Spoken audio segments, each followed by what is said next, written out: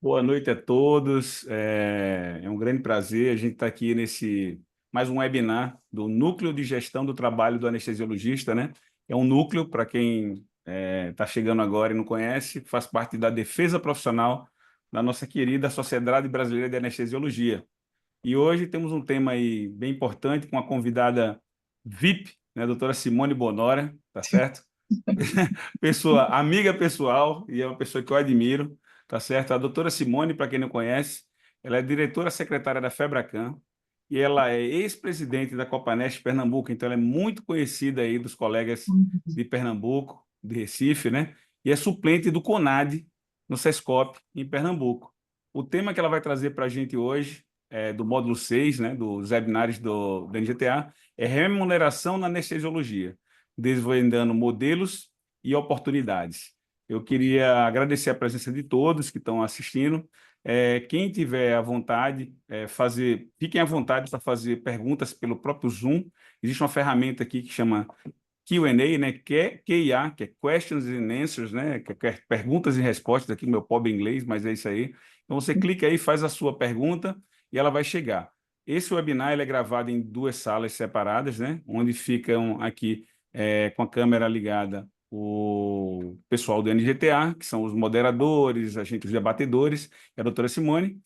Por isso que não se preocupe em questão de câmera e microfone, né? Que eu vi algumas perguntas aqui no chat que elas não são gravadas nem transmitidas, né? Mas se quiserem perguntar, perguntem direto no Q&A, que aí ao terminar a gente vai pegar essas perguntas e gerar o debate à medida que o tempo for. E isso é um debate muito salutar. Os debates do webinar do NGTA, uma da parte mais importante é exatamente essa proximidade, né? Porque a diversidade cultural e de realidades é muito grande no Brasil, na anestesia, e a gente, com essas perguntas, a gente tem esse feedback de como que está o Brasil inteiro em questão do trabalho médico, né? E ajuda a gente a fazer nosso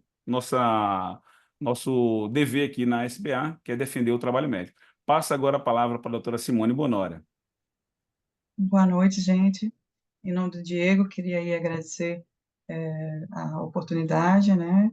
Em nome do Guinter, aí agradecer aos membros todos do NGTA e ao Jetson, nosso diretor que está ligado diretamente ao nosso núcleo, que não pôde estar presente aqui hoje. Deixo um abraço a todos. Bom, eu vou compartilhar aqui minha tela. Ellen, você me ajuda? Ajudo sim. Quando clicar em compartilhar, clica diretamente na apresentação. Vocês Aí conseguem agora, ver? sim, só falta o modo apresentação. Isso. Perfeito. Bom, gente, eu não sei se todos estão familiarizados com o SESCOP, né? Que o SESCOP, ele é um Serviço Nacional de Aprendizado do cooperativismo, ele é nacional, então tem uma representação em cada estado, e eu faço parte do Conselho de Administração do SESCOP. Eu sou ex-presidente da Copanest Pernambuco, que é a cooperativa dos médicos anestesiologistas do estado de Pernambuco. Eu deixei a presidência em março desse ano, sou membro do NGTA e sou diretora secretária da nossa Federação de Cooperativas de Anestesiologia, a FEBRACAN. Bom, fui imbuída aí da gente falar um pouquinho sobre remuneração na anestesiologia, né, desvendando modelos e oportunidades. Eu quero já frisar aqui que nós temos muitos professores dentro do grupo do NGTA e eu não faço parte dele, então vocês já de antemão me perdoem aí o amadorismo, mas eu vou falar um pouco da minha experiência, né, do que é que eu entendo do tema. Bom, começando do básico, né, o que é que são os modelos de remuneração. Você tem a fonte pagadora, que é as redes médicas, né, e que prestam serviço às operadoras ou aos hospitais. Então, as instituições de saúde, elas pagam essas redes médicas através de modelos de remuneração que a gente vai ver aqui ao longo dessa noite. Bom, esses modelos, eles são constantemente revistos para que eles possam atender às necessidades com maior efetividade E a gente vai ver que é muito dinâmico, né?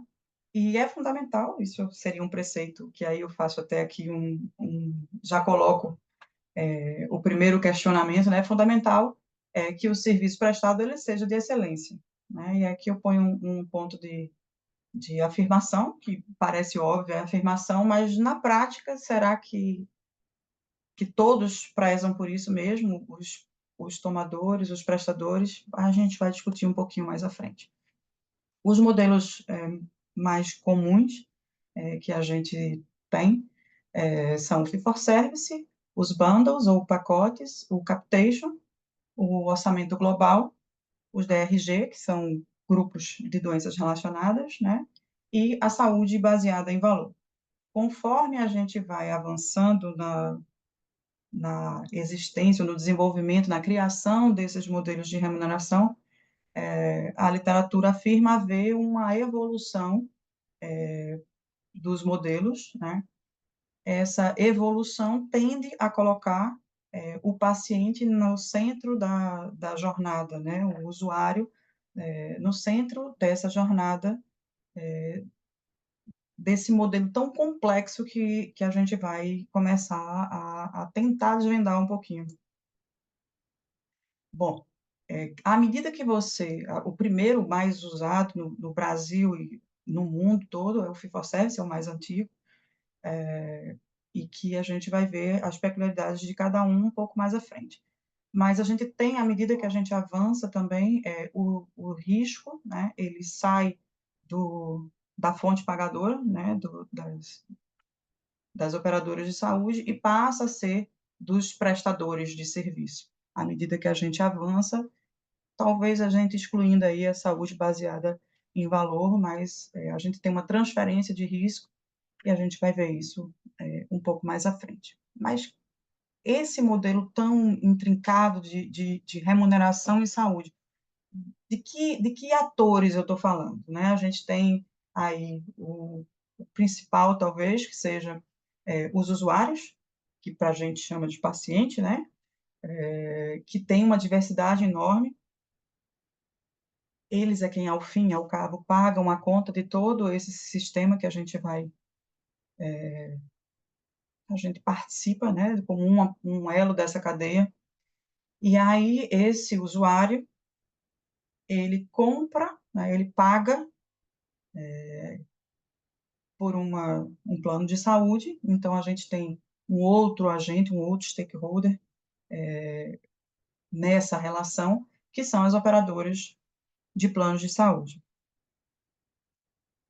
Essas operadoras, elas ou possuem hospitais próprios ou elas contratam, né, hospitais e clínicas para fazer essa prestação de serviço a esse usuário. Então, nós temos também outros atores aí, que são os donos de hospitais, de clínicas, com o avanço das fusões e aquisições, dos M&As, a gente tem um movimento no mercado de saúde em que a gente tem essas operadoras, elas abrindo capital em bolsa, e a gente tem, então, uns outros players, né, que entram nesse intricado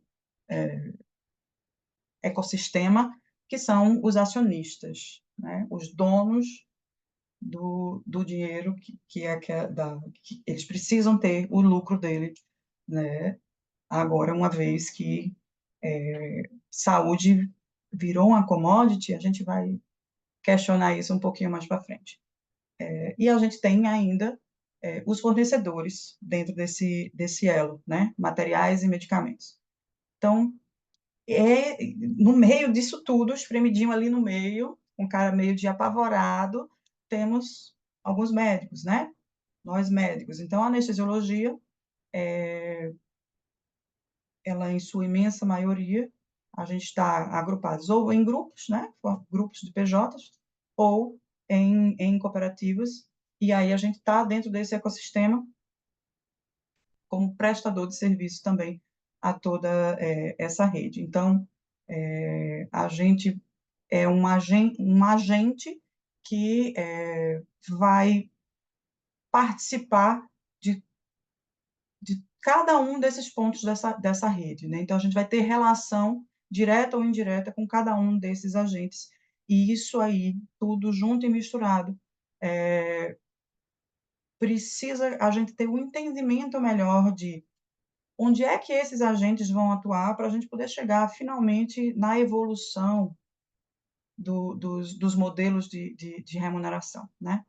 Então, eu queria voltar um pouquinho ao tempo e a gente entender as transformações que ocorreram no mundo, né? A gente tem esses dois acrônimos, né? Que é o mundo VUCA e depois da pandemia ele virou o mundo BANI. Então, a gente tem essa questão da ambiguidade, da complexidade, que é o mundo VUCA, que é justamente depois do período da Guerra Fria, né? E a gente evolui após a pandemia para um mundo ainda, né, mais frágil, mais ansioso, não linear, incompreensível, e ele descreve a situação da nova geração de negócios, né? E aí, assim, fica uma pergunta: nós estamos emocional e psicologicamente preparados para o mundo BANI, né? Um mundo com tantas transformações que foi acelerada, a gente vai discutir um pouco mais à frente, pela pandemia, que foi acelerado pelas inovações tecnológicas, os avanços tecnológicos, e que tudo isso vai terminar refletindo dentro dos modelos da remuneração e no nosso trabalho no dia a dia lá na ponta, nos hospitais.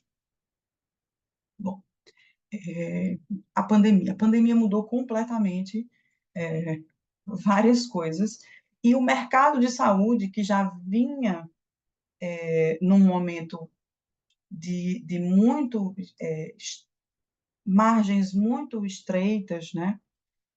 Nós temos o envelhecimento da população, nós temos o aumento dos custos, então a margem das operadoras de saúde, elas já estavam pouco achatadas.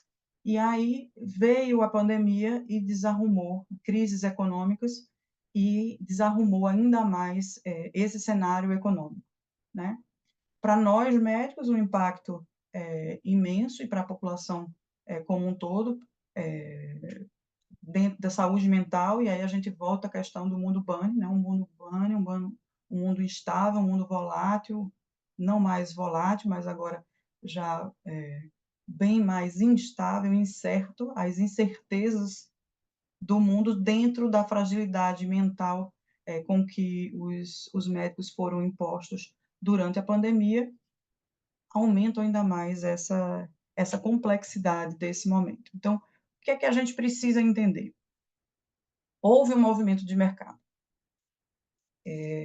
Se nós temos as operadoras de saúde precisando achar soluções para as contas que não fechavam, né? E que soluções foram essas encontradas? Elas foram tendendo a se apropriar cada vez mais de tecnologia. Então, a gente tem, depois da pandemia, a aceleração do movimento tecnológico, as inteligências artificiais. Meu amigo Abinoam aqui, dentro do NGTA, é o especialista aí nas inteligências artificiais e nas inovações tecnológicas de maneira geral, e pode depois nos dar aí uma contribuição, porque passou a ser fundamental para a gestão dos hospitais, das clínicas, das operadoras, a análise de dados, né? Sem os dados, quem faz gestão não consegue gerenciar de maneira adequada. Então, esse movimento de ferramentas cada vez mais acessíveis, de fácil usabilidade, toda essa facilidade tecnológica empurrou um avanço, né, no campo da gestão, de que agora você consegue medir muita coisa que antes era intuitivo, você consegue analisar os dados. Então, o mundo inteiro ele foi impactado não só pela pandemia, mas pelas mudanças tecnológicas que ocorreram ao longo do tempo. E cada vez que a gente evolui, a gente tende a pensar de maneira diferente daquilo que a gente tinha ideia do que era, baseado agora, sim, em dados, em fatos, naquilo que pode ser medido, né, nas sinistralidades, levando para o lado dos pacientes, né, nas doenças, na quantidade de adoecimento, o tanto que se usa de insumo dentro de um atendimento. Então, esses números, os hospitais, as clínicas e as operadoras de saúde passaram a ter muito mais confiança em tempo real, né, esses dados. Bom, e esse achatamento de mercado, essa economia tão sofrida, tão fragilizada, acabou acontecendo aquilo que já vinha ocorrendo há bastante tempo, mas que houve uma aceleração, que são as fusões e aquisições, né? Aqui eu trouxe alguns dados que é para a gente ver que, por região, a gente tem principalmente o estado de São Paulo e de Minas Gerais, por região, obviamente, a Sudeste é a que tem a imensa maioria, quase metade ou mais, metade das fusões e aquisições no Brasil se concentram na região Sudeste, e a gente tem aí o protagonismo do estado de São Paulo e de Minas Gerais dentro desse cenário. Alguns fatores são importantes para a gente entender isso. Esses dois estados, eles acumulam muitas empresas e o capital, né? Então, as empresas, hoje, as operadoras de saúde, os planos são basicamente os planos empresariais, portanto, como a grande concentração de empresas está nesses dois estados, é natural que lá também esteja a maior atenção das operadoras, porque terão mais vidas, né?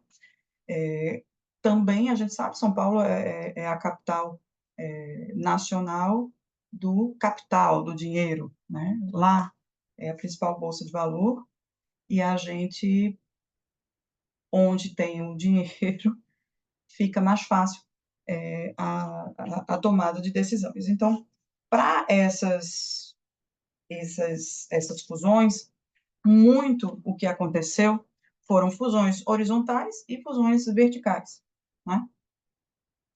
Então, essa crise econômica subjacente à pandemia, ela fez com que operadoras menores e hospitais em situação insustentável, né, fossem alvo dos investimentos dessas pessoas com esse capital, né? Então, os investimentos foram feitos e as fusões foram aceleradas. Elas já vinham acontecendo, mas elas foram aceleradas, né?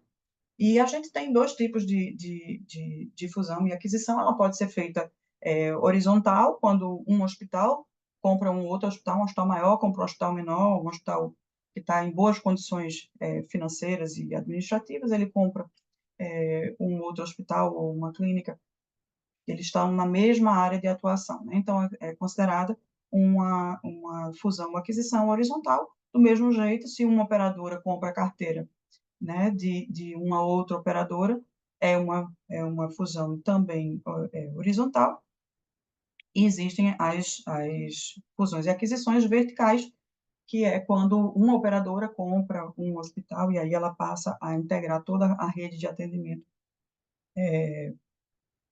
inclusive de fornecedores, né? Bom, a gente está cansado de ver aí os números quando fala em fusão e aquisição, a gente pensa logo na Apvida com a Notre Dame, a gente pensa na Sul América com o Redditor, né, que são volumes financeiros grandes, grande domínio e hegemonia pelo território, mas eu trouxe um dado um pouco diferente, até um pouquinho mais antigo, porque eu queria enfatizar dentro do sistema Unimed, que eu acho que toda vez que a gente escuta ou estuda esse assunto, a gente se debruça muito sobre as grandes fusões, né, DASA, enfim, e a gente termina esquecendo um pouco o sistema Unimed. E o sistema Unimed, o cooperativismo como um todo, na verdade, ele é bem mais forte na região sul, então a gente vê que não é diferente dentro do sistema Unimed, né? A região sul ele tem um percentual muito maior, e aí, diferentemente daquilo que acontece em São Paulo, o sistema Unimed ele é pouco presente na região sudeste, né? Tirando Minas Gerais, que tem a Unimed BH é bem forte, mas tirando Minas Gerais, a gente tem menos penetração, né, do sistema Unimed, e aí estão os números, né, ela tem em torno de 30 e poucos por cento nacional, e na região Nordeste e Sudeste está abaixo desse número, né? O que é que chama atenção dentro do sistema Unimed? Eles, naturalmente, até pelo próprio sistema e a ANS ela é uma agência reguladora, né? E muitas vezes ela faz com que haja essa fusão, né, das singulares, né, de uma singular menor por outra maior, ou a compra da carteira, ou, enfim, dentro do sistema Unimed. E enquanto os outros grandes players, né, com talvez muito mais capital, não, certamente com muito mais capital, estavam fazendo as suas grandes fusões e aquisições, o sistema Unimed estava investindo na construção de rede própria, né? Então, aqui a gente tem, aqui em Recife, por exemplo, nos últimos, acho que 4 ou 5 anos, a gente teve a construção de 2 grandes hospitais, a inauguração de 2 grandes hospitais da Unimed Recife, e a Unimed não ficou fora desse movimento, né? Ela, para não ser engolida pelas grandes e manter o mercado, né, dela, ela enxergou esse movimento de mercado e também participou dele, né? A gente vai falar um pouquinho mais à frente de Unimed, e depois eu vou fazer mais referências sobre isso. Bom, diante de tudo isso aí, nós ainda temos quem são os atuais prestadores de serviço. Hoje nós temos 4 gerações dentro do mercado de trabalho, então a gente tem que entender que essas gerações elas são divididas por períodos, épocas, né?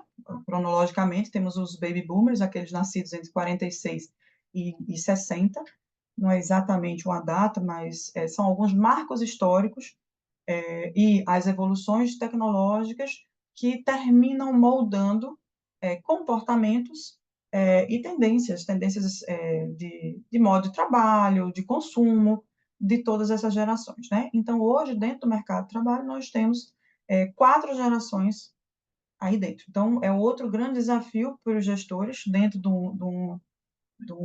uma questão de remuneração, nós temos 4 gerações que pensam bem diferentes e que estão dentro do mesmo mercado e que a gente precisa atender às necessidades, né, ou entender, pelo menos, que as necessidades delas são diferentes, né? Então, nós temos a geração X, que vai de 61 a 80, nós temos a geração Y, que vai de 81 a 95, e a geração Z, que são aqueles nascidos depois de 95. Temos ainda, dentro da geração Z, que a geração Y chamada de Millennials, a geração Z de Centennials, e dentro da geração Z temos aqueles nascidos depois de 2010, 2010 ou 2000? Vamos ver agora. Depois de 2010, são os chamados alfa, né? Bom, então, não é assim, eu nasci né, eu sou geração X porque eu nasci, então eu tenho que seguir esses padrões. Não é isso. É para a gente entender que as gerações, elas pensam diferentes, impactadas principalmente pelas evoluções tecnológicas, né? E que termina direcionando as questões comportamentais, né? Os baby boomers são aqueles nascidos pós-guerra mundial, então eles são extremamente, né, valorizam muito o trabalho, eles são bem estáveis, eles ficam na mesma empresa a vida inteira, eles são muito workaholics, né? O mundo estava bem complexo, então o mundo pós-guerra houve um, um movimento, né, de você tentar construir riquezas e reconstruir o mundo e tal, e os baby boomers, eles nasceram nesse período, então eles têm essa visão. Já a geração X, ela tenta achar um pouco mais de equilíbrio entre a vida pessoal e a vida profissional. É um período que vem que vem da Guerra Fria, né, o período, e que começa, é a primeira geração que começa a experimentar os avanços tecnológicos, né? Uma vez eu assisti uma palestra do Dad Schneider, e ele, assim como eu, é uma geração X, e ele dizia, o mundo mudou bem na minha vez, né? Então, a gente tem muitas transformações aí, a gente passou, né, da fita cassete, da locadora de vídeo, para o CD, para o DVD, para o MP3, né? Enfim, a gente passou por tudo isso, por as músicas de pendrive, depois a gente passou aí para... Então, a evolução tecnológica, ela iniciou com a geração X e avançou, obviamente. Hoje nós temos aqueles que são natos, né? A geração Y, eles cresceram em meio a essa transformação digital de maneira muito mais acelerada, e eles têm bem menos receio de largar o emprego, né? A geração X, ela é mais conservadora, já a Y, ela não tem nenhum receio tem menos receio, né, de largar o emprego. Eles valorizam muito o trabalho em equipe. Já a geração Z, que é a nova geração que está chegando ao mercado de trabalho, eles são nascidos a partir de 95, então é essa geração que está chegando ao mercado de trabalho, também chamada, como eu disse, de centennials. Eles nasceram, né, num mundo absolutamente conectado pelas tecnologias digitais. Então, eles têm uma atenção muito dispersa, né, eles são multitarefas, mas têm atenção dispersa, eles são extremamente exigentes, eles têm muita dificuldade de socializar fora do mundo digital, e, portanto, eles são bem individualistas, né? Então, assim, isso é um grande desafio para todo gestor, né? Você ter como motivar gerações tão diferentes, com pensamentos tão diferentes. Uma remuneração X, ela pode atender bem a geração X, mas a geração Y vai achar que aquele X talvez seja muito, a geração Z vai achar que aquilo, de forma alguma, vai valer o tempo dele. Então, a gente vai precisar também gerenciar conflitos geracionais, né? Bom, e aí a gente volta àquele questionamento. Bom, com tudo isso acontecendo no mundo, com todos esses players envolvidos, o que é que a gente tem? O mercado de saúde mudou completamente. A gente tem cada vez menos uma concentração maior, né, do número de vidas em menos operadoras. A gente tem as verticalizações como uma realidade, isso é uma tendência e vai continuar, né? Aquelas menores tendem a ser compradas pelas maiores, e isso é um movimento. E nós temos o novo player, né, que são os acionistas. Então, fica aí um questionamento para depois a gente debater um pouco mais, que a gente não está falando mais de saúde como se falava antigamente, né? Saúde hoje é um ativo na bolsa, a gente virou commodity, né? Vamos... Bom, à medida que a gente avança naqueles modelos de remuneração, que a gente vai falar deles já já, a gente vai ver que a gente tem o risco, ele vai ser inerente em algum daqueles elos dos stakeholders, um daqueles atores principais, né? E aí a gente precisa tentar entender qual é o nosso grau de maturidade dentro desse... Quando a gente está conversando ou dialogando com uma operadora, qual é o nosso grau de maturidade? A gente está mais maduro ou a gente está mais um recém-nascido? A gente tem flexibilidade, a gente precisa entender que o novo modelo, o novo mercado de trabalho, o novo modelo de remuneração envolve compartilhamento de risco. E aqui eu queria fazer uma pequena diferenciação entre custo, preço e valor, né? Custo é quanto vale a execução daquele serviço, né? Quanto que eu gasto de insumo, de material, de medicamento, de recursos humanos, da mão de obra, enfim. Isso é o custo daquele procedimento, daquela operação, né? Preço. Preço é aquilo que as pessoas vão pagar por aquele serviço. Obviamente, tem que estar envolvido o custo e mais uma margem de lucro. E valor. Valor é um pouco mais intangível, né? Valor é aquilo que as pessoas estão dispostas a pagar por um determinado serviço, porque acreditam naquele serviço. Então, tem uma questão emocional também envolvida dentro quando você fala em cadeia de valor, né?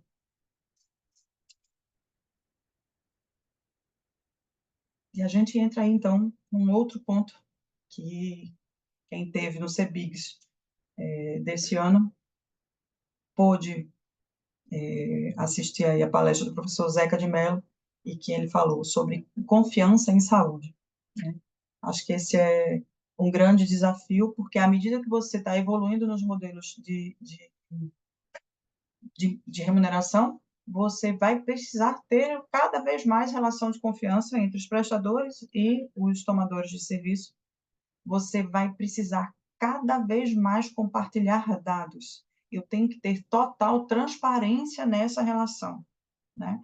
São atores que eu considero com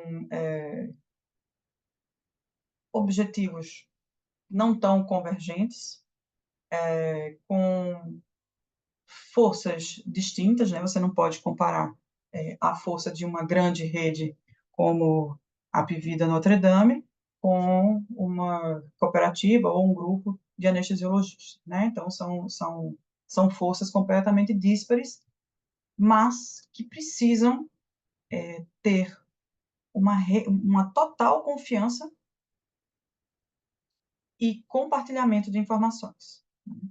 A gente vai ver que, para a gente basear a nossa remuneração em valor, a gente tem que ter um grau de maturidade, de confiança, de compartilhamento de informações muito grande. E aí, diante de tudo isso, eu me questiono, né? Quando a gente vê algumas coisas assim, a combinação dos melhores, né?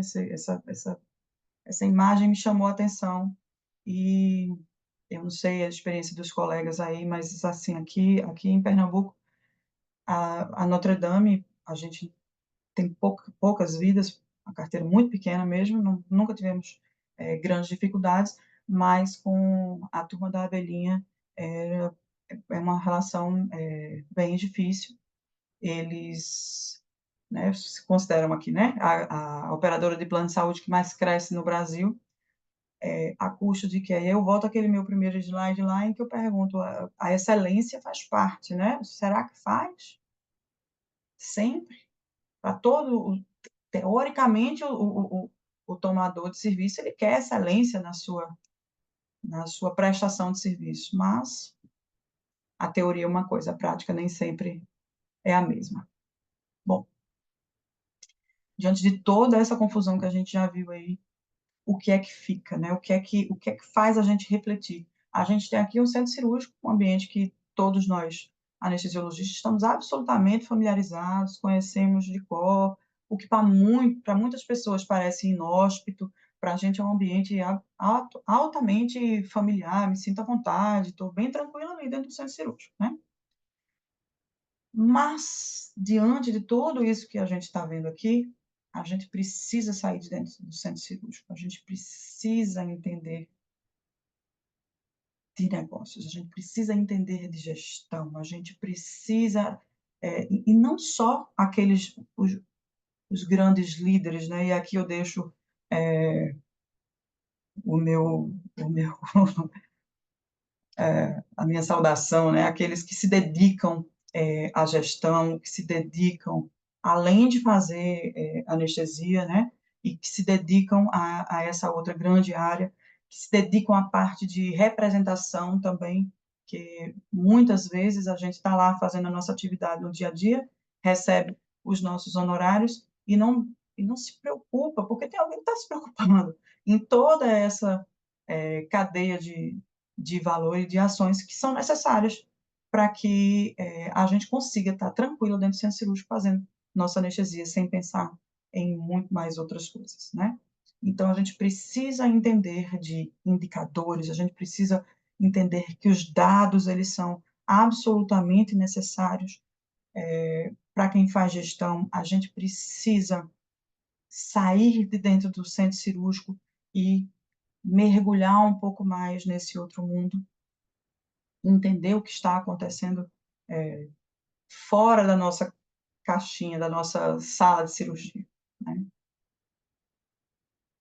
E aqui a gente vai finalmente começar a discorrer sobre os modelos em si, né? Então, aqui a gente está falando do fee-for-service, que é o que a maioria de nós pratica, que é o modelo mais utilizado no Brasil e no mundo ainda, e que o prestador ele recebe o serviço realizado, né?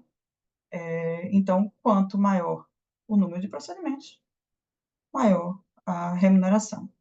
Desta maneira, os tomadores de serviço, aqueles que pagam a conta, eles não têm muita previsibilidade, né? Se a gente tiver mais procedimentos, ele vai gastar mais, se tiver menos procedimentos, ele vai gastar menos. E o pagamento ele é feito de maneira posterior, né? Bom, ele basicamente é uma tabela de preços previamente estabelecida, e aí a maioria, a gente tem, a maioria a gente se baseia em codificações e precifica aquelas codificações.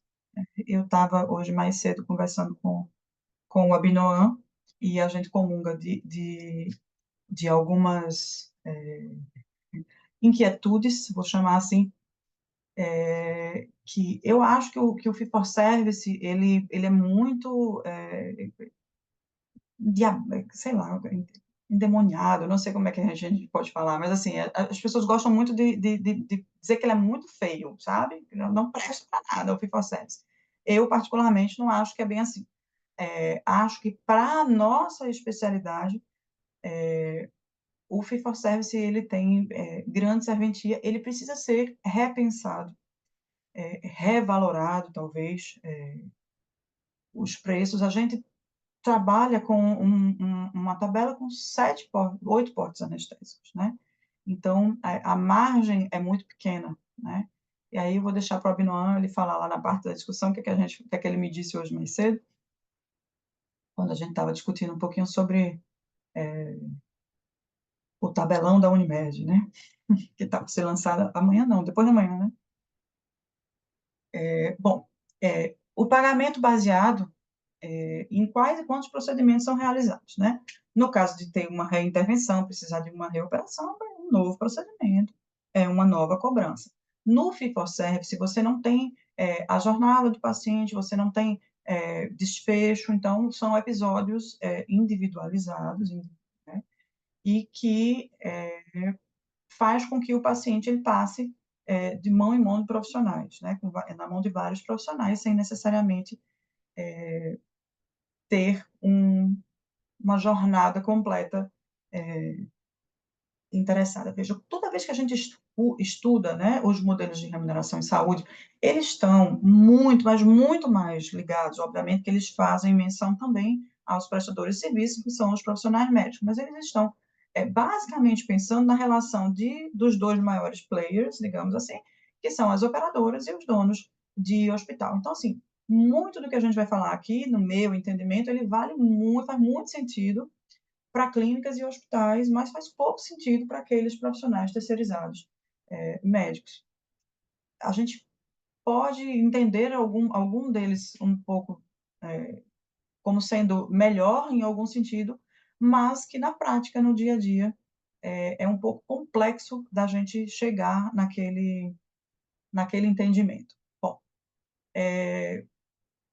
o fee-for-service, como você trabalha, e quanto mais você trabalha, mais você vai receber, a remuneração é maior, existem relatos, né, você pode haver uma corrida, né, você pega uma sobrecarga de trabalho para você poder ser melhor remunerado, e aí essa carga horária excessiva trazer adoecimento, burnout.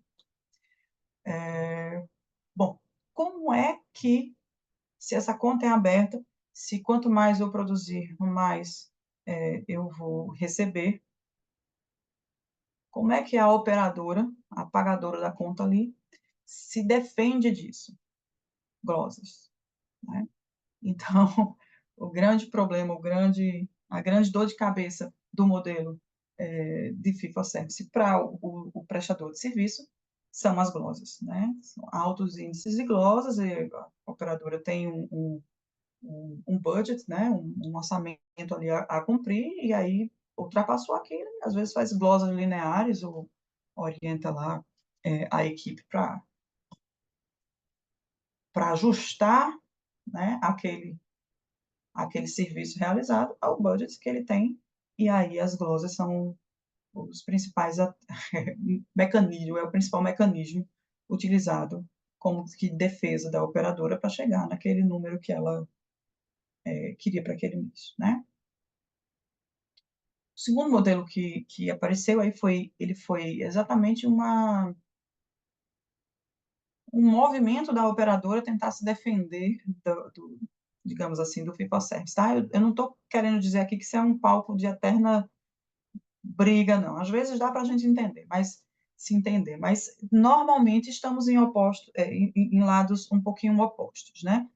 Então, dentro do capitation, que é um pagamento por valor fixo por paciente, você vai remunerar a vida. Então, é sempre feito um cálculo, né? O número de vidas e um percentual, sei lá, R$ 3 por cada vida, e aí você vai atender aquele período, número X de vidas, independente do desfecho clínico do paciente, né?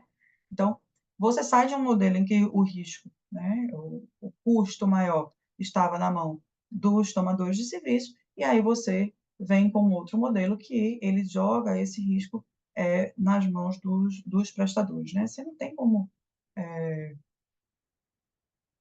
prever exatamente o que é que vai acontecer dentro daquele mapa cirúrgico, que, na verdade, a operadora, às vezes, ela que detém ele, o hospital é que detém o mapa cirúrgico. A gente tem uma especialidade que a gente chama de especialidade meio, né? A gente não demanda, a gente é demandado, então a gente fica com um pouco de dificuldade em alguns dos modelos do capitation.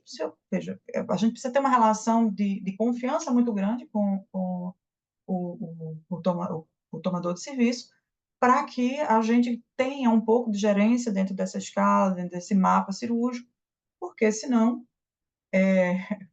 você pode até trazer vidas, né, a relação precisa estar bem ajustada, bem equilibrada, ele pode trazer vida de outro estado, ou de outro hospital, ou de outros setores, enfim, para que você atenda dentro do teu serviço. Então, o ônus fica todo junto do prestador de serviço, a gente precisa estar com essa relação, por isso que a gente falou tanto de confiança, por isso que a gente falou tanto de troca de dados, precisa estar tudo muito alinhado e muito ajustado para que dê certo, né?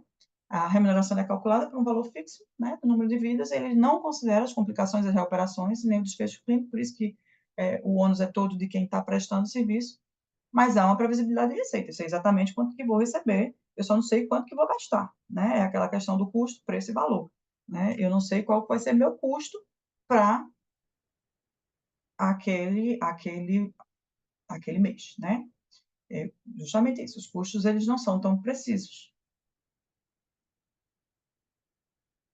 Bom, o outro modelo é um orçamento global, em que os prestadores eles são remunerados ao longo do tempo, intervalos pré-determinados, com base em grandes números de procedimentos. Então, aqui, justamente, tudo é pré-estabelecido de forma fixa, né? Aqui vale muito mais para hospitais e clínicas, né? Em que você tem que pagar toda a jornada do paciente.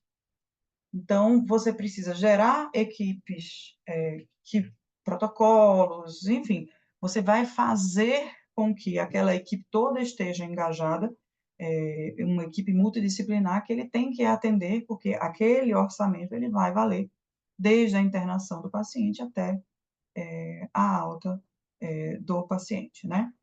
Todos esses modelos, eles são muito mais voltados para a saúde, ou para o adoecimento, a doença em si, do que propriamente a saúde, né? Ou a prevenção das doenças, tirando o último, que é o baseado em valor. Então, ele pode gerar, né, equipes desmotivadas, e os casos complexos, eles são absolutamente, né, todo mundo quer fugir dos casos complexos, tu vai internar os casos complexos e você não tem a menor ideia do desfecho, quanto tempo aquele internamento vai durar, o quanto que tu vai gastar dentro daquela conta. Então, ele é bem desmotivador nesses aspectos, tá? Os DRGs, que são os grupos de doenças relacionadas, né?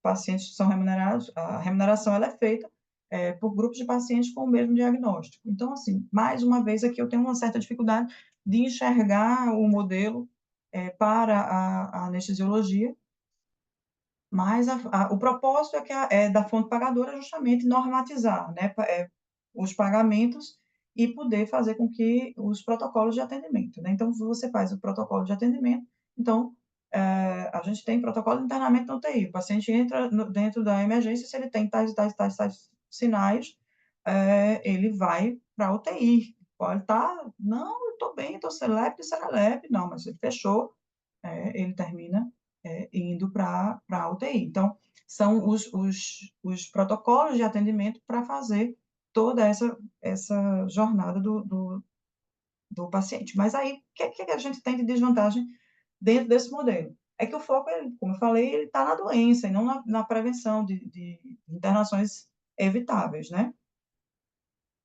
Há quem diga que o DRG ele é muito mais um modelo, inclusive a própria ANS, ela, como eu falei, ela regula, inclusive, os modelos de remuneração em saúde. Ela não impõe nenhum modelo, embora ela esteja muito tendenciosa ao baseado em valor, mas ela não impõe nenhum dos modelos, mas ela regula, né? E a própria ANS, ela entende a DRG como sendo muito mais um modelo de remuneração, muito mais um modelo de gestão clínica do que até de remuneração de saúde, por conta dos protocolos, você está fazendo gestão clínica muito mais do que remuneração. E aí a gente tem também o penúltimo, que é os bundles ou pacotes, que nesse modelo a remuneração está ligada a um grupo de pacientes com valor fixo também pré-determinado. Então, você tem total previsibilidade para o tomador de serviço, eu sei exatamente quanto eu vou receber, né? E o maior risco está com os prestadores, né? O tomador, ele sabe exatamente quanto que vai pagar, o que foi acordado. Para esse modelo dar certo, a gente tem que ser criado, e os pacotes eles são criados e valorados conjuntamente, né? Tem que considerar várias realidades, na teoria, bacana, né? Então, tem que ter essa sinergia entre o tomador de serviço e o prestador. A gente precisa fazer com que a transparência de dados aconteça, porque eu vou receber um valor de pacote com relação a,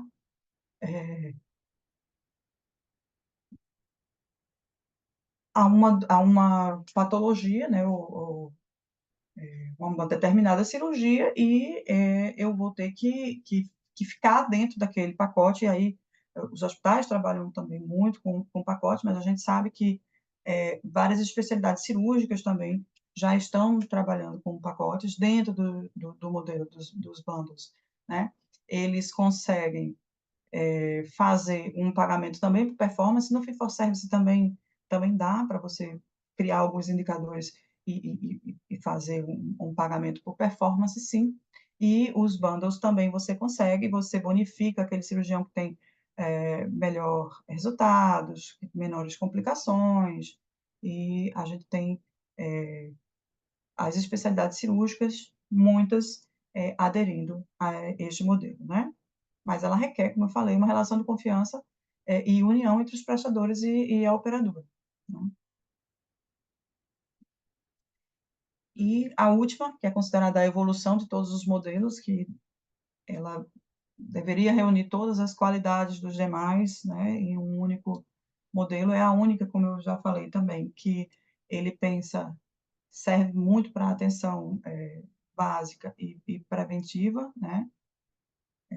A remuneração está diretamente ligada ao desfecho clínico do paciente. Então, eu assisti uma palestra da doutora Ana Maria Malink, da FGV, em que ela estava com uma representante uma mesa, na verdade, e que estava com uma representante da Sul América, e ela,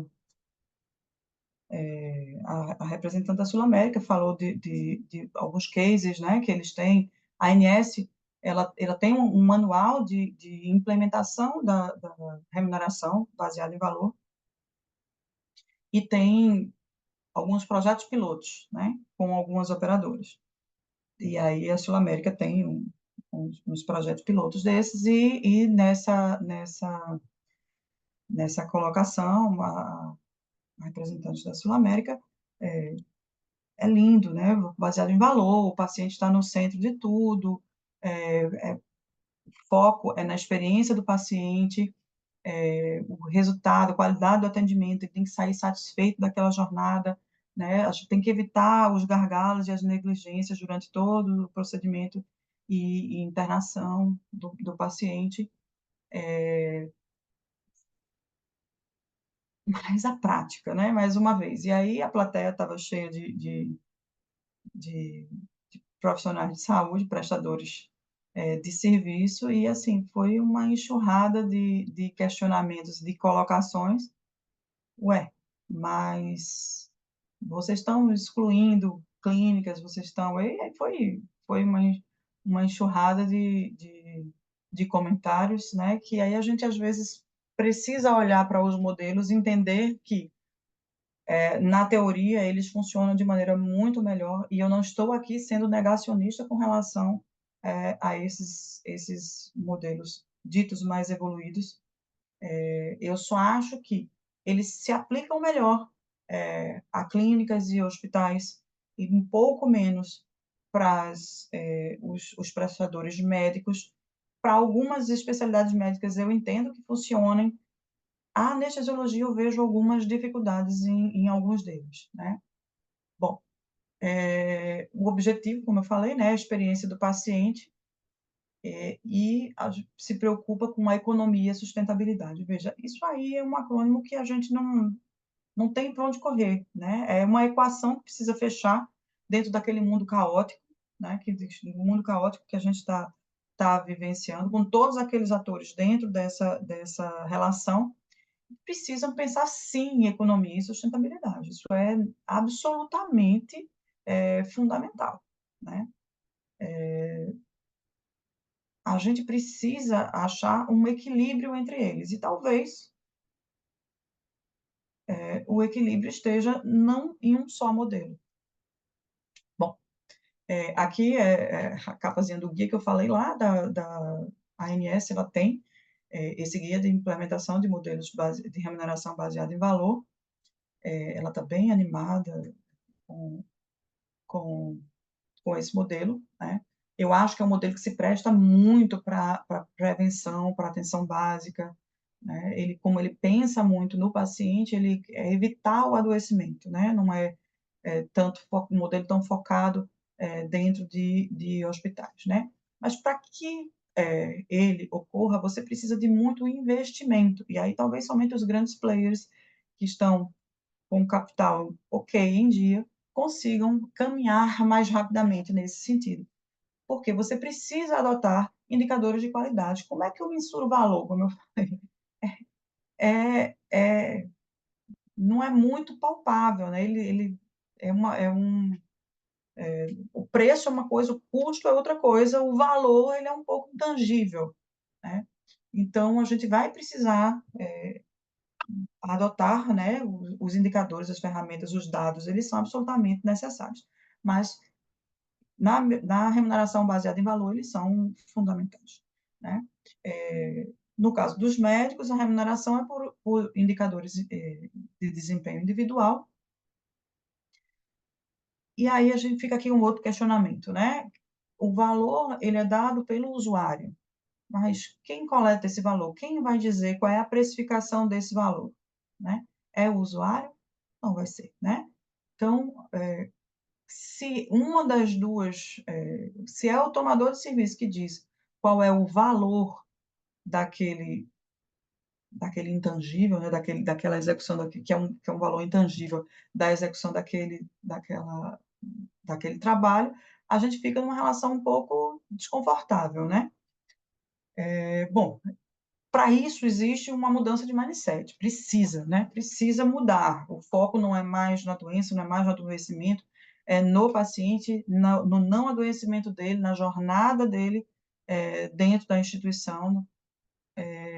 A gente precisa pensar, né, diante de tudo isso que aconteceu com o mercado de saúde, desses achatamentos de margens, a gente precisa pensar em sustentabilidade, precisa pensar na economia compartilhada, né? No você dividir riscos, dividir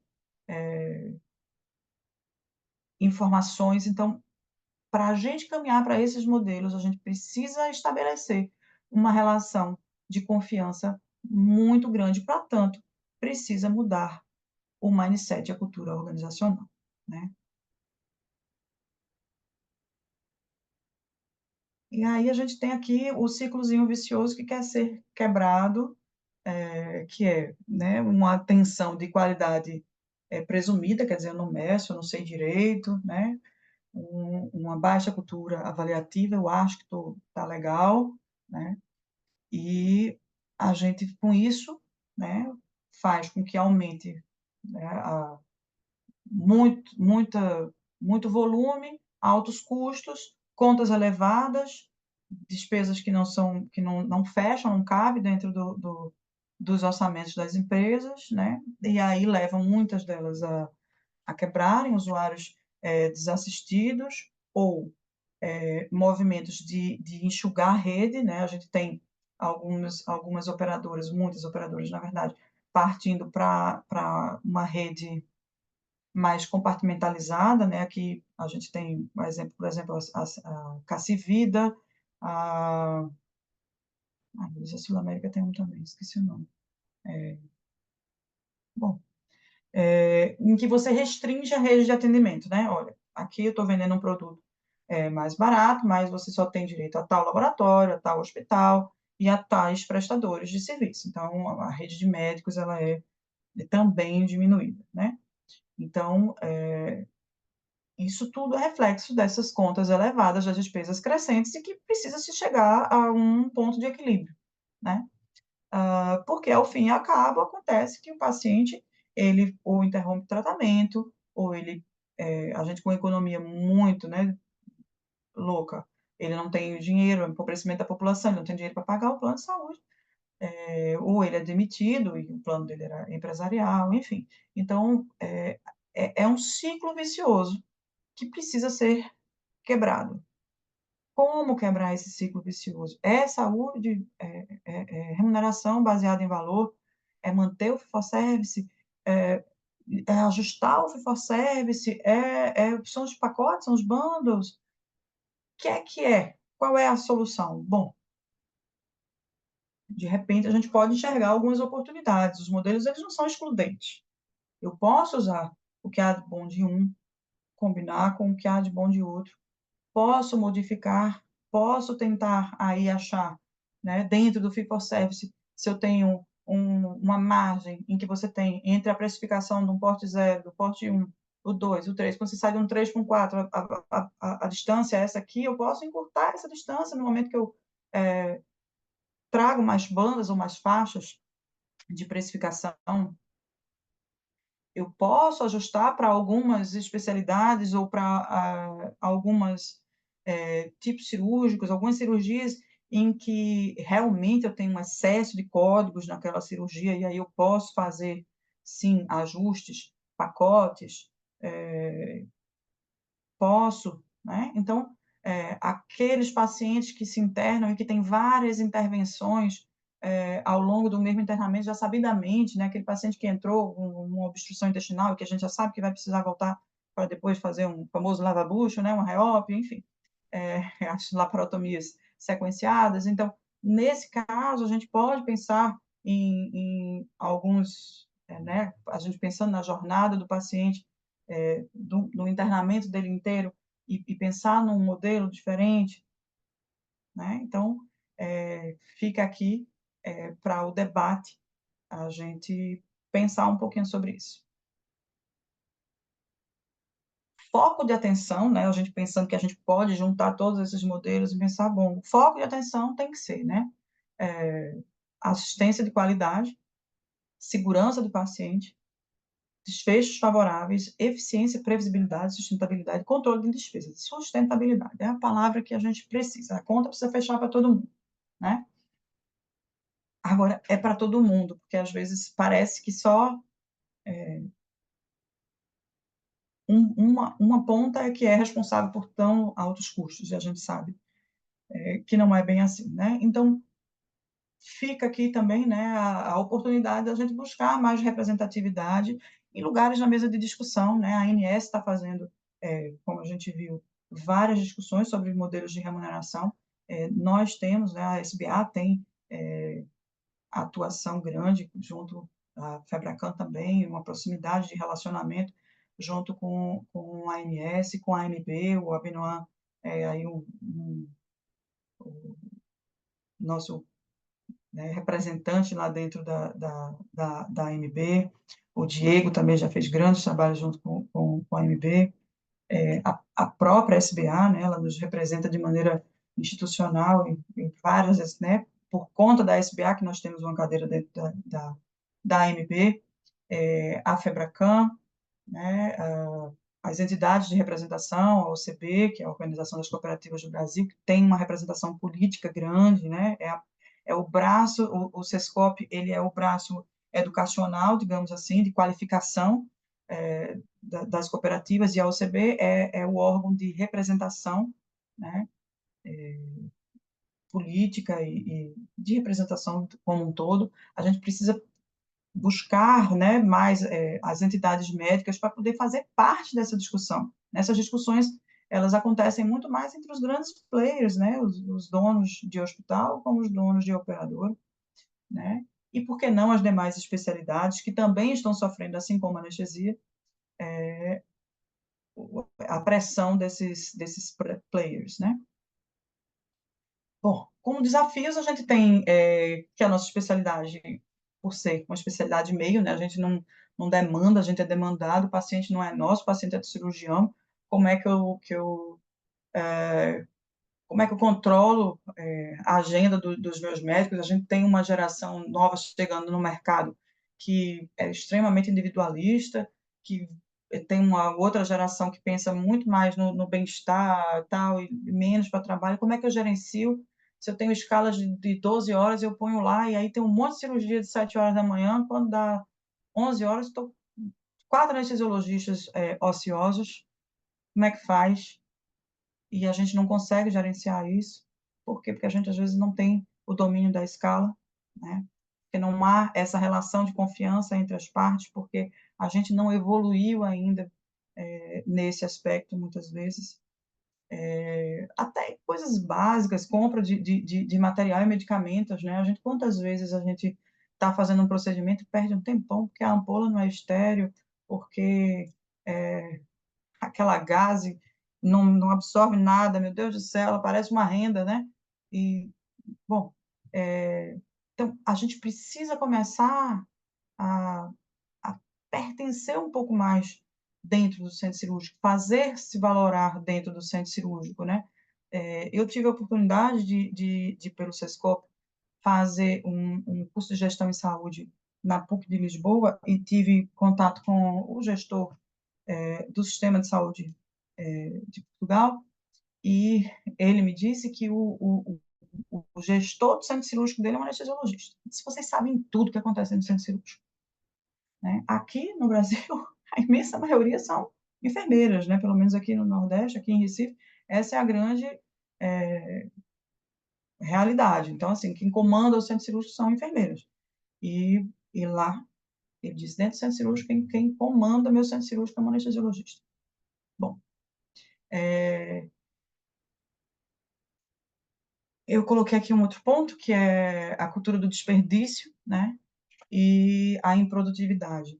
No CBA do ano passado, no Febracan Day, a Febracan levou um palestrante, que eu não vou me lembrar o nome agora, talvez o Abinão possa me ajudar, em que ele falava sobre produtividade e ele gravou um vídeo, não me lembro, ele é consultor, enfim, e aí ele estava fazendo a consultoria, estava num hotel e ele gravou um vídeo de uma obra que estava na janela do hotel dele, tinha uma obra. E aí ele gravou um vídeo durante uma semana que ele ficou lá. Nossa, impressionante, né? Os caras conversavam, os caras fumavam, o cara não sei o quê, tinha um dentro do buraco, o outro estava fora do buraco, conversando, tomando um cafezinho, e assim, e a obra, em 7 dias, ela não mudou nada. E aí ele pôs um vídeo da construção de um hospital, acho que era na China, e que em uma semana o prédio subiu, né? Então, a gente precisa repensar isso, a gente precisa repensar essa cultura do desperdício também, a gente precisa perder o receio de protocolos, né? A gente não está querendo tirar autonomia do anestesiologista, mas algumas coisas precisam ser ajustadas para a gente não perpetuar essa cultura do desperdício, para tentar chegar naquele equilíbrio, naquela sustentabilidade, né? Que é tão necessária dentro dessas relações, né? E aí eu finalizo dizendo que a gente precisa sair dentro do centro cirúrgico e ocupar outros espaços, né? Precisa, né? A gente precisa sair daquelas 4 paredes. Bom, e aí a melhor maneira de prever o futuro é criá-lo. O mais importante na comunicação é ouvir o que não foi dito. E quando você vê um negócio bem-sucedido, é porque alguém algum dia tomou uma decisão corajosa. Todas as 3 frases são do Peter Drucker, que é, para quem faz gestão, todos conhecem ali, considerado um dos mestres da gestão. E eu finalizo com o meu muito obrigado e com uma imagem a qual eu acredito muito, que é, eu sou filha do cooperativismo, entusiasta do cooperativismo, e aí eu sempre acho que quando a gente trabalha junto, quando a gente dá as mãos, quando a gente compartilha experiências, que é isso que a gente está fazendo aqui, as coisas vão melhores. Obrigada. Parabéns, doutora Simone. Apresentação fantástica aí. Convido a todos os panelistas aí, doutor Guinter, Luiz Antônio e Diego, a abrirmos nossas câmeras, nossos áudios Eu queria pedir perdão aqui, porque no começo eu estava meio apressado aqui para começar, acabei esquecendo de apresentar figuras tão ilustres, né? Para quem não conhece aqui, estamos com a presença do nosso presidente da SBA, que nos honra aqui com a presença do nosso webinário, né? Nós somos, digamos assim, privilegiados, né? Doutor Takashima, ex-presidente, está aqui também.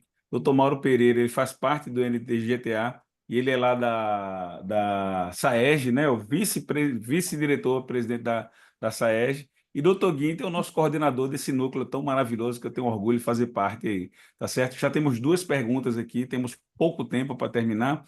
Vamos ser breves, mas mesmo assim gostaria muito que mais perguntas viessem aqui. Foram duas perguntas muito interessantes. Eu vou ler aqui para a doutora Simone responder. Alguém sabe algum exemplo de remuneração de anestesia baseada em valor atualmente? Ele quer, pelo que eu estou entendendo, quer saber se isso existe de verdade ou se ainda está nos livros, né, da literatura. Penso que as operadoras gostam do fee-for-service, já que eles têm o poder da glosa. Então, o Augusto Arumi, desculpa, eu esqueci de dizer o nome, né? Ele entende que o fee-for-service é vantajoso para a operadora, né? Por conta da glosa, porque eles pagam somente um código de vários previamente autorizados. É uma pergunta muito rica, tem bastante coisa para explorar nela aí, e a parte do código eu vou querer dar uma pincelada também, tá, Simone, no final, mas passa a pergunta da Simone. Eu vou passar a pergunta para você mesmo e acho que talvez para o Guinter, porque a gente sabe que São Paulo ele é, né, normalmente quem fomenta essas mudanças, eles estão muito mais avançados em gestão, em tudo mais que todo o restante do país, e eles têm essa relação de muito mais proximidade, né, os grupos de São Paulo eles têm muito mais proximidade com a gestão hospitalar, e aí talvez em São Paulo eles tenham alguma experiência, aqui, pelo menos do meu conhecimento, não. Bom, Simone, obrigado, boa noite.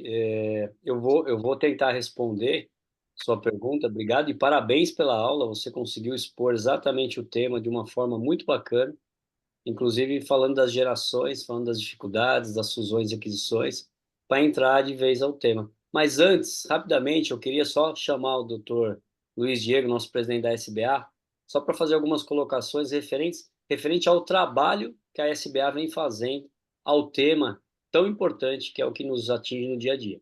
Por favor, Diego. Bom, obrigado, Guinter. Obrigado a todos. Mas, assim, se a Simone quiser, se você quiser responder a Simone primeiro, pode responder.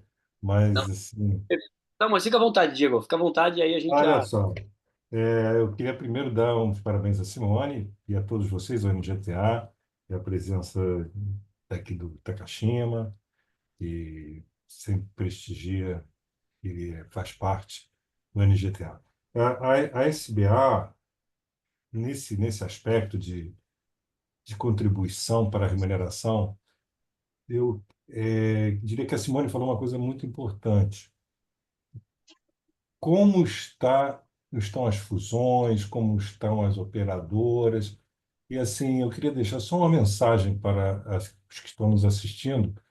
E também ela falou uma coisa muito importante. E a maioria das operadoras, elas trabalham, e as vidas na saúde suplementar, elas são contratos com empresas.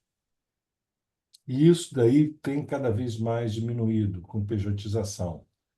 E chega um ponto de que a saúde suplementar em estados chegam a 13, 14%. Então, não representa um valor tão grande essa contribuição. Então, assim, para os colegas que não estão nos assistindo, anestesistas mais novos ou que vão, temos que privilegiar o SUS. É um grande, com tudo que a gente, com todos esses modelos, o que a SBA pode fazer, já que negociação com o CAD, falando, colocando como controle, como cartelização, nós não temos absolutamente nenhum poder sobre isso. O que nós podemos fazer e estamos fazendo muito, é tentar melhorar o mercado no SUS. Para isso, a sociedade tem conversado com o Ministério da Saúde, com a tripartite. Na verdade, o SUS ele é com CONAS, CONASENS, com o próprio Ministério da Saúde. E isso tem sido a IBSER, que também é uma grande empregadora. Então, isso tem um canal aberto, direto, a diretoria toda já conhece, eles conhecem a diretoria, vocês devem ter visto isso.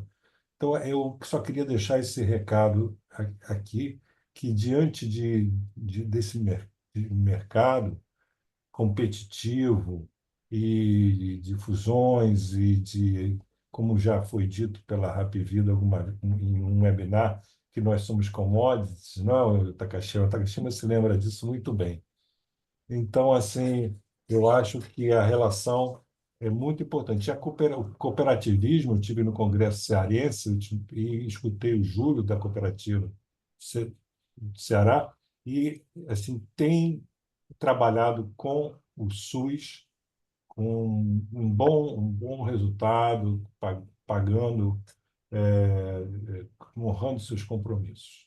Mas era só isso e dar os parabéns a você, Guinta, também, Mauro e o Abinoam, que estão aqui levando esse projeto que eu tenho orgulho de, junto com o Guinter e também o Falcão, ter dado o kick-off.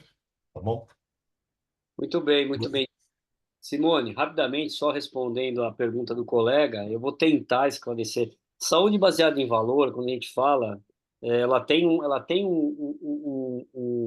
algo trazido pelo Potter, na verdade, que é algo que nós, como médicos, devemos o tempo todo defender, que o que seria? Seria o cuidado ou a melhor experiência do paciente para com aquilo, diminuindo o desfecho, melhorando a sua produtividade. Mas como valorar isso? E aí eu volto a falar o seguinte: saúde baseada em valor é em quem? É no doente, é no médico e é na instituição. Tá? Fazer com que isso funcione, existe uma matriz de mérito.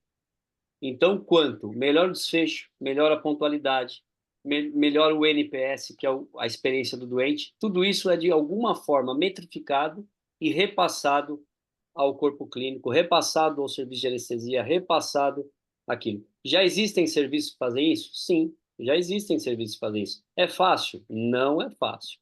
Porque nisso tudo entra algo extremamente importante que você falou, que são os dados. Sem dados, não existe absolutamente nada. Sem dados, a gente não consegue andar para canto nenhum. Nós temos uma experiência no nosso serviço que é um pouco parecido com isso, que é saúde baseada em valor do doente, mas saúde baseada em valor da instituição. O quanto a anestesia, com seus projetos e protocolos de otimização, conseguiram reduzir o custo, melhorar a efetividade e melhorar a margem do hospital. E aí, com isso, nós conseguimos, dentro do seu modelo de remuneração, algo que você falou, que é trabalhar com share saving e participar disso. Esta forma fez com que nós nos sustentássemos dentro de um dos nossos serviços, que funciona exatamente com SUS e medicina suplementar, que é um hospital, um grande hospital de câncer aqui em São Paulo. Então, veja que são ferramentas que começou lá na saúde baseada em valor, mas começa numa coisa básica que o médico precisa fazer, que é colocar o paciente no centro do problema. Rapidamente, Abinoam, não quis tomar muito seu tempo. Vai lá, meu amigo. De forma nenhuma, sobre a complementação da pergunta, né? Assim, só para ficar bem objetivo, Guinto, eu acho que ele quer saber o nome do hospital. Você poderia falar ou... Sim, nós tivemos uma experiência importante no Instituto Brasileiro de Controle ao Câncer, e com uma participação expressiva, e hoje criamos, além disso, criamos uma modalidade BI, olhando para todos os desfechos, e nós não temos, lógico, né, interação em dois assuntos, RH e órteses e hipóteses materiais, mas solucionado tempo, materiais e medicamentos, desfecho, resultado, tempo de alta, tudo isso nós criamos e fizemos com que a nossa instituição tivesse uma redução de custo. Tempo é dinheiro, e a gente sabe que isso é o mais importante dentro de uma instituição, independente se é privada ou particular. Deu certo. As coisas, claro, que têm suas dificuldades no dia a dia, mas foi uma ferramenta criada pelo grupo de anestesia. Perfeito. Guinter, eu vou aproveitar e dar por encerrada também a pergunta do Gustavo, porque ele perguntou assim, ó, gostaria de saber objetivamente o que vocês acham que dá para ser medido como valor para anestesia um modelo de remuneração. Pergunto levando em consideração a complexidade da atuação do anestesista com mais diferentes tipos de portes e realidades de procedimentos atendidos, Por quê? Então, foi basicamente isso que você falou. Eles fizeram um BI, né? E começaram a ter dados. Gustavo, a maior dificuldade de valor é exatamente essa. A gente não tem dado e a gente não tem critérios claros de medição de valor. Então, não é uma jornada simples. Então, geralmente, a operadora, quando ela quer chegar, ela está interessada na redução do custo somente, né? Ela escutou um buzzword lá no congresso, lá que ela foi americana, e disse, olha, aqui é a palavra de ordem dessa daqui, como é que a gente implementa? E eles não sabem, algumas propostas dessas que foi recebida na Copanest, eu cheguei, tá, mas você quer medir o quê? O cara, não sei, não sabia nem o que fazer, né? Mas é basicamente isso. Então, eu vou dar por encerrada a pergunta do Gustavo. Antes de ir para a pergunta da Maria Esther, eu vou passar a palavra para o doutor Takashima, que está ali de mão levantada, eu quero escutar o comentário dele aí, tá bom? Obrigado, Abinoé. Parabéns, Simone, pela excelente palestra. E creio que, aproveitando a pergunta sobre medicina baseada em valor e até a defesa do Fee for Service, eu acho que existe uma... A medicina baseada em valor, ela é uma pílula dourada. Quem estuda o assunto verifica que existem diagnósticos precisos, então prostatectomia radical, cirurgia de catarata, cirurgia de coluna, então que são elencados e aí são direcionados para centros específicos e aí são comparados entre diversos centros e aí analisado o desfecho. É uma verticalização. Acaba sendo uma verticalização, porque o paciente vai pertencer à instituição e aí ele vai ser atendido, vai ser feito um pagamento global, e o Guinter tem razão quando diz que depois é direcionado o pagamento para cada um dos prestadores. Creio que extremamente difícil, creio que para anestesia ainda, Fee for Service ainda oferece uma margem de segurança muito boa, é algo que talvez nós tenhamos que batalhar, e existe um caso interessante que o próprio Abinoam pode nos comentar, que é a questão da cooperativa de Natal, que trabalha com captation, com uma operadora, mas na hora de pagar o seu cooperado, ele vai pagar fee for service. E aí vai fazer a administração do dinheiro. Na ponta ainda vai ser fee for service. Então, eu acho que é algo que, talvez, de tudo que eu escutei aqui, Simone, eu gostei muito quando você colocou que nós temos que adaptar a nossa situação, mas nós temos que valorizar o fee for service. Ainda é o modelo que ainda vai nos vai dar uma margem de segurança, apesar da glosa, nós temos mecanismos para combater isso. Então, fico feliz com o que escutei hoje. Parabéns, Simone, parabéns ao NGTL. Pô, perfeito, Takashima. Ó, vou pegar carona aí para te responder aí sobre a questão do Natal, mas ainda aquilo que eu falei do comentáriozinho que eu tinha do finalzinho da pergunta do Augusto, né? Ele fala assim que ele acha que a operadora gosta do Fee for Service por conta da glosa. Não, a operadora não gosta do Fee for Service, com glosa ou sem glosa. Pelo contrário, ela glosa porque ela já não gosta do Fee for Service. Mas ela deveria gostar, porque é o seguinte, o Fee for Service ele é econômico, entendeu, Takashima? Porque que acontece? Essa problemática de que Simone disse. Quando você tem um serviço que ele é pouco, digamos assim, otimizado, existe desperdício de tempo de anestesia da equipe, quando você paga por plantão. E o Fee for Service você está pagando só por aquilo que você faz. A gente que trabalha muito com o Fee for Service aqui em Natal, a gente percebe, né, Simone? A gente às vezes passa um dia inteiro esperando eu digo, partejando uma cirurgia. Ah, autorizou, não autorizou, vai, volta, chega lá, falta o material, volta para casa. E no final a gente recebe só aquele procedimento. Se a gente estivesse pagando por plantão, a gente estava recebendo plantão, independente de ter ou não.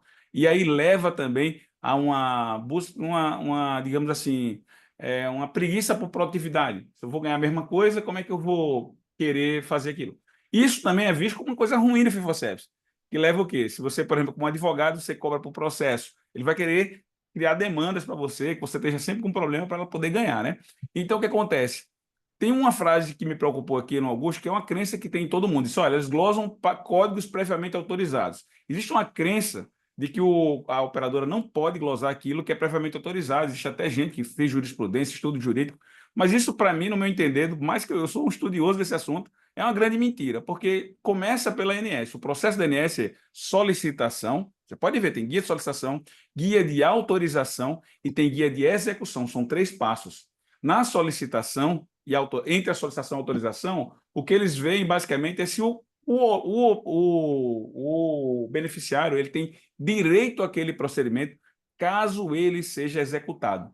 Entendeu? Então, a glosa técnica acontece depois, quando o convênio entende que aquilo que foi autorizado não foi executado. Né? É lógico que existem as distorções todas, tal, mas assim, a gente tem que brigar pelo fee for service, mas ao mesmo tempo tem que fazer a meia-culpa de que existe um prejuízo. Por quê? Da mesma forma que a gente tem aquela cobrança, né? Tem gente que tenta colocar mais serviços que não feitos para tentar engordar. Isso é uma vitória de pirro, uma frase que o Dr. Hugo falou num determinado congresso, e eu decorei isso aí, que é o quê? É que nem a inflação, eu aumento o número de códigos, aí o plano vai lá e baixa o valor por código e eu volto a ganhar a mesma coisa. Não adianta. Então, o que acontece? A SBA ela não pode atuar na questão mercadológica, como o Luiz de Antônio Diego falou do CAD, mas ela é o repositório técnico-científico para dizer o que é o quê. Eu digo se a vesícula é isso aqui é uma resposta técnico-científica. Então, eu tenho a medição, a CBHPM, ela é a medição do trabalho médico.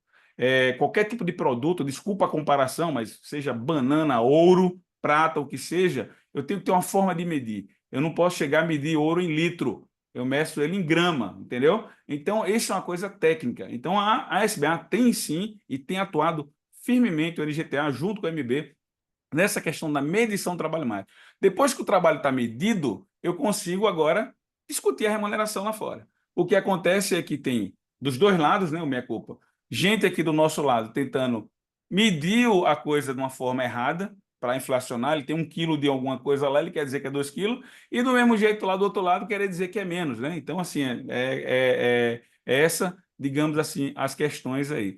Inclusive, a questão da representatividade, Simone, amanhã vai ter reunião lá do Copis, e lá estão todas as operadoras, e está a MB representada, a SBA vai estar lá com o representante, eu vou estar lá, né, também. E aí, o que acontece? Lá são discutidas essas coisas, e aí eu queria trazer um dado do Copis que eu tenho pego. Eles, apesar de estarem tentando avançar na medicina baseada em valor, eles não sabem como fazer em relação às estatísticas, viu, Simone? Certo? Porque a gente fala valor, o interesse da operadora, na realidade, é simplificar. Eu te pago um dinheiro aqui e você resolve para mim.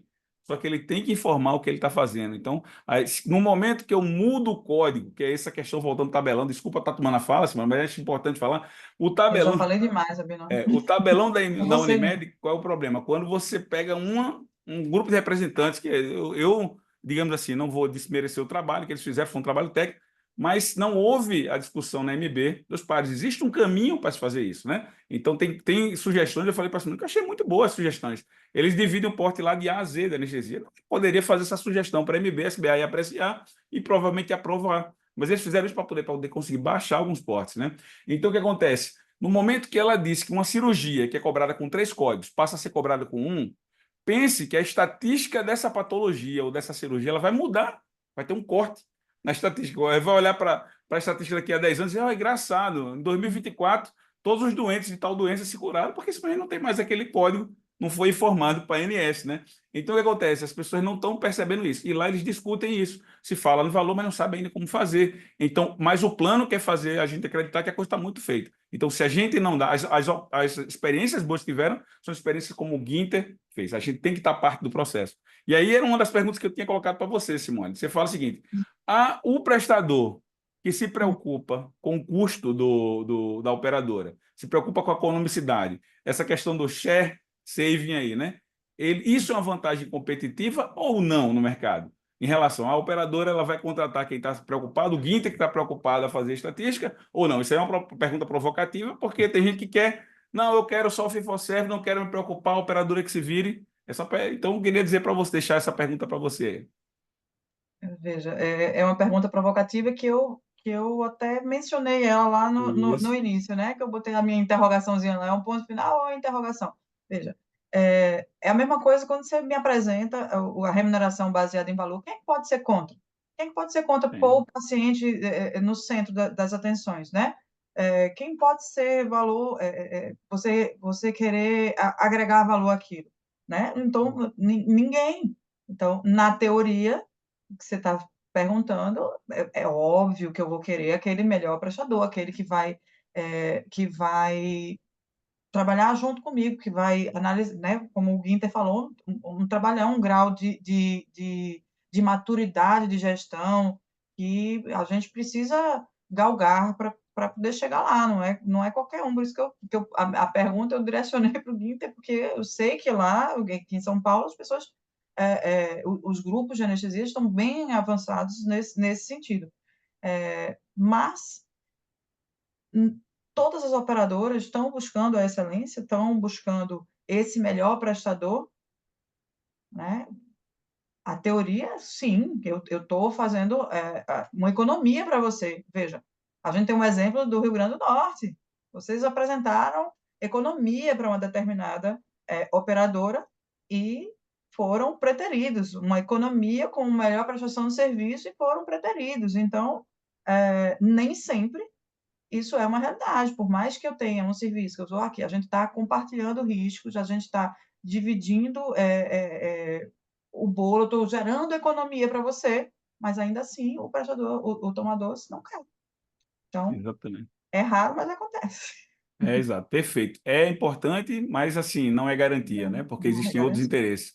É assim, Isso. a gente está chegando ao final do tema, já estouramos o tempo, vou pedir permissão, já que Jetson não está aqui, vamos esticar mais um minutinho aqui, para quê? Para não deixar a pergunta da Maria Esther sem a resposta, que ela se dignou a fazer a pergunta lá, vou fazer ela bem rápida, e passar a palavra para o Dr. Mauro Pereira de Azevedo, vice-presidente da SAESG, que nos honra aqui, também membro do NGTA, tá? Então, vou ler a pergunta da Maria Esther. Parabéns, Simone, pela amplitude e clareza na abordagem no tema. Você acredita que a IA pode auxiliar no futuro próximo com dados que subsidiem as análises dos desfechos em anestesiologia, já que temos sistemas de registro de anestesia funcionando e gerando esses dados? Entendeu? Ficou clara a pergunta? Ficou. Eu acho que a resposta até já foi meio que dada pelo Guinter, né? Dados. A gente precisa dos dados. Se vai ser a IA que vai nos trazer esses dados para a gente poder analisar, obviamente é uma ferramenta tecnológica, né? E aí eu acredito que sim, né? E acho que o Show Guinter de já bola. respondeu um pouco mais do que eu. Perfeito. E Vamos o para o Dr. Mauro Mauro agora. aí, por causa do tempo. Dr. Mauro, fique à vontade, viu? Tá sem o microfone, tá mudo. Opa, obrigado. Não, só um comentário em relação ao que a Simone falou. Primeiro, parabéns, Simone, pela apresentação muito legal. Esse negócio da remuneração baseada em valor, essas novas formas de remuneração, nem nos Estados Unidos, onde elas são discutidas, são amplamente utilizadas. Primeiro, porque você não tem métrica para isso, né? Então a gente não precisa, a gente discute uma coisa que dificilmente vai ser implementada. E você falou uma coisa importante, que ela não vai ser implementada uma forma, num determinado. Vai ser sempre um mix de formas. Mas a gente tem que ter cuidado que elas às vezes escondem armadilhas para o cara, por exemplo, que é muito bom e passa a ser referenciado para receber os casos, e aí ele passa a receber, por exemplo, casos difíceis, e os resultados deles começam a ficar ruins, porque quem recebe os piores casos passa a ter mais complicações, né? E aí os casos simples ficam para os outros que não são encaminhados a esse, e aí você passa a ter uma inversão. O que era bom passa estatisticamente a ser ruim, e o que era ruim passa estatisticamente a ser bom para aquela operadora. Então, assim, eu acho que não tem maturidade em lugar nenhum no mundo para discutir remuneração baseada em valor ainda. Assim. Maturidade que eu falo é porque não tem dados. Eu acho que agora, né, que é o que se comenta, que com a inteligência artificial você vai poder trabalhar um grande base de dados e conseguir mudar alguma coisa. Até lá, a gente tem que continuar no fee for service mesmo. Agora, no fee for service também honesto, né? Porque o fee for service que prioriza a doença, a internação do doente, assim, você acaba ganhando mais. Mas acaba ganhando mais num modelo que não é centrado no paciente, é centrado no médico, é centrado no valor, né? No valor não, no preço, e não no valor. Né? Mas parabéns, Simone, adorei tua aula. Perfeito. Agradeço aqui a presença de todos, né? A gente já está passando do horário, certo? Se alguém quiser falar mais alguma coisa só para finalizar, tá certo? Deixo aberto aí, Simone, para se despedir aí. Agradeço. Parabéns, Simone, mais uma vez aqui. Todo mundo adorou a sua apresentação, viu? Tá certo? Você falou que não tinha vocação para professora, mas tem. É só querer, tá bom? Grande abraço a todos. Ó, a Sim, Bita vai deixo falar, aqui meu não? abraço, meu obrigado. Pessoal, E pessoal, quem estiver lá no CBA, o nosso CBA agora de 13 a 16 do 11, todos já sabem, em Belo Horizonte, a gente agradece a Regional de Belo Horizonte, nós teremos ali um momento só do NGTA. Tá? Nós temos aí o pessoal falando de alguns assuntos referentes até um pouco do que nós conversamos hoje e outros tantos. Então eu convido a todos poderem participar das mesas lá, abertas ao público, para quem estiver lá no CBA.